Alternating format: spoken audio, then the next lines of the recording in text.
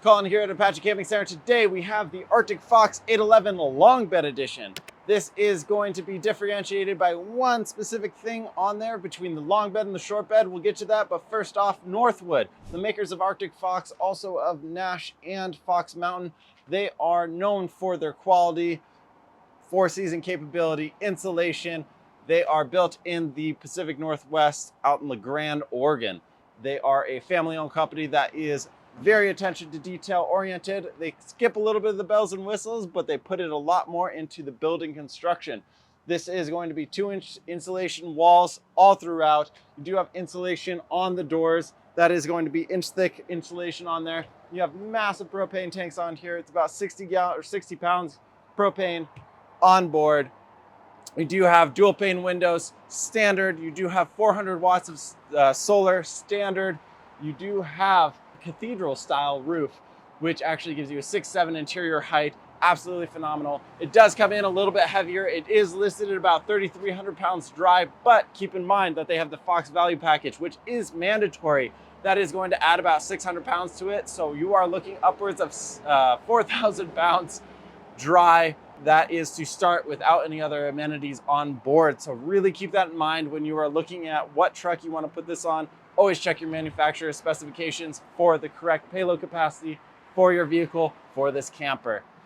Now, on the slide, again, with the construction, you've got actually three different seals on there. You've got the squeegee on the outside, a seal on the inside, and a squeegee on the other side. If you check any other camper out there, this squeegee is going to be really flimsy, but this one is going to be rock solid. This flipping in and out actually helps squeegee off a lot more. So this is completely normal coming in here.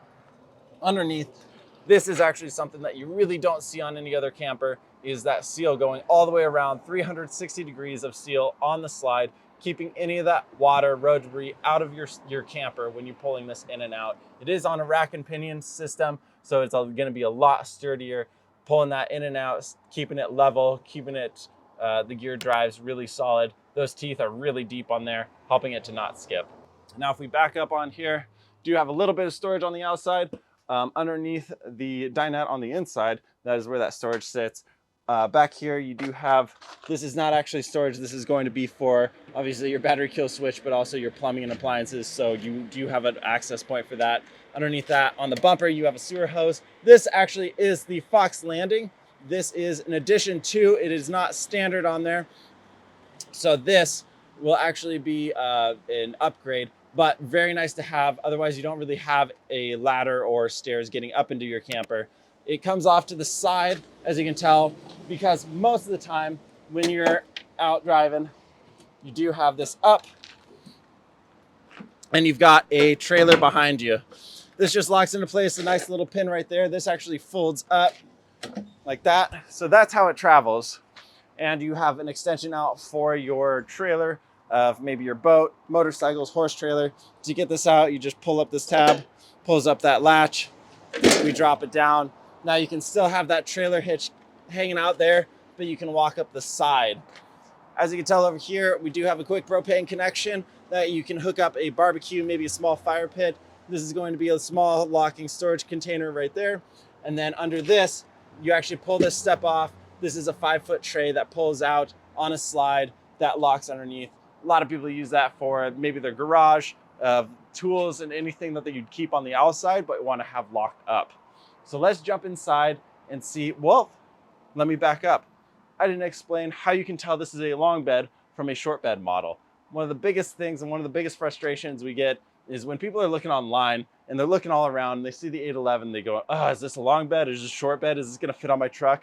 The long bed, short bed conundrum, very easy to spot online, especially from the photos. You look down on the passenger side, this compartment door right here, not big enough to hold a generator. It is a long bed model. If this was big enough to hold a generator, this would be a short bed model. You can also tell on the side because the overhang is a lot shallower. That's going to give you a lot more truck bed space up here. So this is a long bed model. Again, generator capable, short bed. Generator incapable, long bed. So on this 811 long bed that we have sitting here, this is incapable of having a onboard generator on it. But you can always strap on a generator on the back if you wanted to. maybe a little Honda, you'd be able to run those systems on board. So let's jump inside this 811 long bed 2025 and see what's new. As we're stepping in here, you can see this grab handle here. This is new for 2025. This is going to be a solid ladder on here. Not new for 2025, but really nice to get up inside. Let's pop inside and take a look around. Now that we're on the inside, first off, I always like to show the cheeky little storage underneath that step there. Nice to throw maybe some fly rods in there. If we look into more storage, right here, this is going to be the first drawer that you'd get coming in. You can tell very thick on the drawers. This is going to be 100-pound slides on either side for a 200-pound total capacity. On the bottom, this bottom is actually slotted into the side here, so it gives it a lot more strength on the bottom. So when you have heavier items like your power cord, you can drop it in there, not a problem. If we come up here, this is going to be about a 6-foot span across this. So if you folded that down into a bed, it would fit nicely for a smaller adult or maybe kids that you have coming along. If you look up top, a little bit of a design change on that top piece there. Looks pretty nice, in my personal opinion. Leave it up for you guys in the comments below. Tell me what you think of the design in this 2025 811 Arctic Fox. Up here you see we have the gateway router connection. You have a 360 line guard, which is your TV antenna and also your radio antenna, but it does have the option to pop this cap off. There's 2 wires. You plug it into a router. That is the gateway router. Now you have the option for internet. And you do have to pay a monthly subscription for that internet service. But if you're traveling around, it is nice to have, especially if you're working remote or you want to stream some movies. Coming around to the fridge right here, this is a 12-volt fridge. It's going to be a lot deeper 12-volt fridge. I believe it's 8 cubic foot overall. You fit a lot of different groceries in there, whether it needs to be refrigerated or not. Again, storage is a premium on a camper, so every last bit counts. Even under here, you do have a little bit of the ducting for the heat, but it still gives you a little bit of storage on that. And up here, I always say, throw your potted plants in there, make it look nice. We do have the extension out on the table here for the prep space for the kitchen. So we swing around, you can tell there's not that much prep space for the kitchen. The big basin sink here, this does take up a lot of room, but really nice to work in when you are working in the sink. You do have your control panel up top. So all of your switches here, you do have your entertainment system here, your AC, and then you also have your Max Air Fan remote control. That Max Air Fan is going to be up above the bed to be able to draw or exhaust air. Now you do have your light system here. This is something I always miss. So you have your kitchen light. They labeled it nicely, but you can dim it, which is also nice to have. Also up underneath there, this is actually where they fit a 110 outlet up underneath. When you're walking around, you can't really see it. So being able to have that there, it's kind of nice. Keeps the cords out of the way too if you are going to hook something up there. Maybe a little coffee pot maker, have it in the back corner. The stove is going to be a 3-burner stove, nice and deep into the splash guard on the back, but you also have a knife rack right back there. Keep it all sorted. The oven itself, it's going to be a nice deep oven, actually pretty tall. You've got probably 5 inches here and then probably about a foot back into the back of the oven. Underneath that, there's no storage for pots and pans. That is kind of my only gripe about this kitchen. These are going to be a little bit smaller drawers to be able to fit utensils and everything in here. This is going to be a little bit smaller storage area as well because you have your low point drains. You got some of your plumbing. You also have your hot water heater located right behind your sink plumbing there. And then in here is just kind of filling up all the empty space with more storage.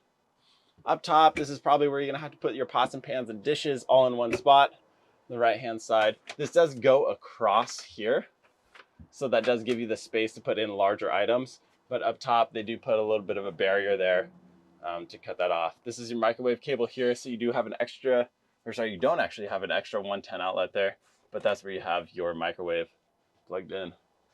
Of course, always nicely labeled. All right, if we swing further around the back, this is going to be your spice rack. I always get into trouble where I have this pushed in and I can't actually get it out because it's locked in. But if you slide your hand down the railing here, you always find this little lever. Pull that lever, and you can pull it out. I've always thought it might be nice to hang your pots and pans from the top one here. So you just pull this out and then just hang your pots and pans. Maybe a little bit cumbersome. Driving down the road, it might be banging back and forth in there. If someone tries that, let me know. So we do have deeper storage out in here, maybe for a loaf of bread, but storage nonetheless. All right, jumping into the bathroom. This is going to be a wet bath.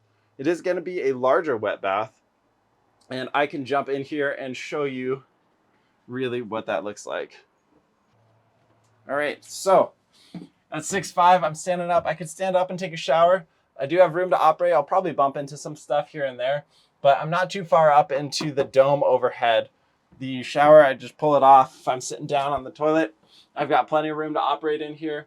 Got a nice little sink up here, toilet roll holder, nicely shielded from the water, but a lot of room nonetheless. Wet bath, you know, love it or hate it. This is going to be a much larger one, so I think I can get with it. All right, and then we turn around to the bed area. This is a full queen bed that is very comfy. You get a lot thicker mattress. It is actually a lot more comfy mattress than you'd find in most any other camper. They've paid a lot of attention to that quality of comfort, so you don't have to go out and keep upgrading your camper after you've already purchased it. It's just kind of, you want to get it, you want to use it, you want to enjoy it. If we look into the cabinetry here, a little bit of storage up top. This is a cubby that goes down into the big bin underneath. All right, so with that addition that just came out of that locker there, you do have a little bit more prep space for your kitchen area, especially when you are in a smaller camper like this, which actually is fairly large. You do have the option of a lot more space there to be able to cook, to prep. You got that big basin sink there that takes up a lot of the counter space, so being able to have that extra bit is really convenient. And then be able to store it away when you want to climb up and down from the bed, not a big deal. So this is the 811 from Arctic Fox. This is the long bed version. It is running about 4,000 pounds dry, so it's going to list about 3,300 pounds. Make sure you add the Fox Value Package, which is mandatory. It is about 600 pounds. So always check your manufacturer vehicle specs for your payload to make sure this is going to work for you. If you do have any questions, you can always reach out at apachecamping.com, or you can download the brochure, link below.